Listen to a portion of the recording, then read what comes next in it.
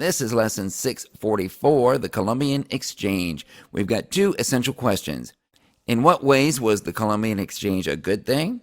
And in what ways was the Columbian Exchange a bad thing? And we've got a quote from Bob Marley. Don't forget your history nor your destiny.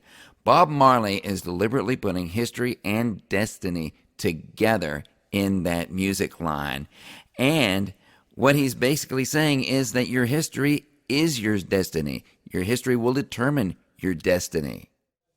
So what was the Columbian Exchange? It was a two-way exchange of animals, plants, diseases, people, cultures, and ideas. And this exchange was between the New World and the Old World. The Columbian Exchange was not deliberately planned by anyone. It just happened through human activity. And this exchange radically changed the fate of all life on the planet, including you and me. And this planet has seen a major die-off of thousands of species in the last 500 years. What were some domesticated plants and foods that were exchanged between the New World and the Old World during the Columbian Exchange? And by the way, let me just remind you, the Columbian Exchange is still happening. Well, if you look at this map, I've circled some major things that came from the Old World to the New World, including things like certain grains like wheat and barley and oats, fruits like bananas and citrus fruits, peaches, apples, grapes, carrots, lettuce, onions, many things. And many things came from the New World and influenced the Old World. Plants like potatoes and maize, corn, and sweet potatoes and pumpkins, tomatoes, and tobacco. What were some domesticated animals that were exchanged between the New World and the Old World during the Columbian Exchange? Well, that was almost one way. The New World had never seen animals that we take for granted. Before Columbus discovered America, the New World had no pigs, no horses, no cattle, no sheep, no chickens, no rats. And the only animal really that got exchanged from the New World to the Old World was the turkey. The turkey was the only one of these animals that was native to the New World. What were some of the diseases that were exchanged between the New World and the Old World during the Columbian Exchange? Well, again, almost all of these went one way.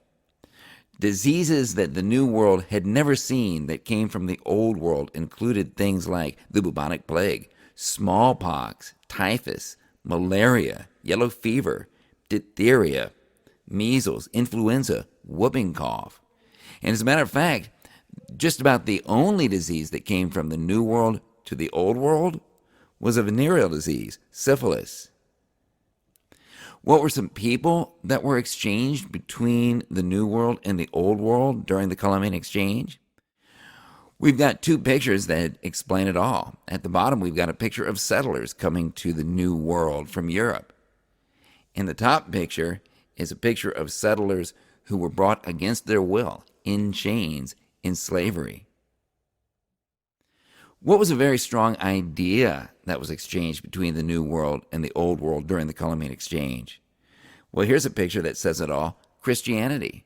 Christianity, Islam, Judaism, these things were unknown in the New World before Columbus discovered America. Not to mention the languages we speak. Nobody spoke any English or Spanish or Portuguese or French before Europeans came to the New World. The Columbian Exchange highlights. Keep in mind, things like wheat, coffee, and fruits came to America from the Old World. And products like maize, potatoes, tomatoes, and peppers came to the Old World, Europe, Asia, and Africa from America. Northern Europe didn't have potatoes until the New World was discovered. Italy didn't have tomato sauce. India didn't have peppers for curry.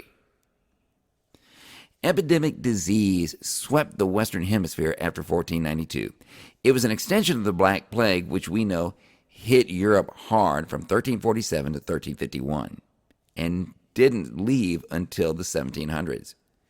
Native peoples in America were completely unprepared for the microbes that Europeans brought to America with them. Europeans brought them with them on their livestock, and Europeans brought these microbes with them on their own bodies. Europeans didn't know that they were doing this, causing all of this death. It wasn't on purpose. There was no germ theory. Nevertheless, millions of Native Americans died from these diseases.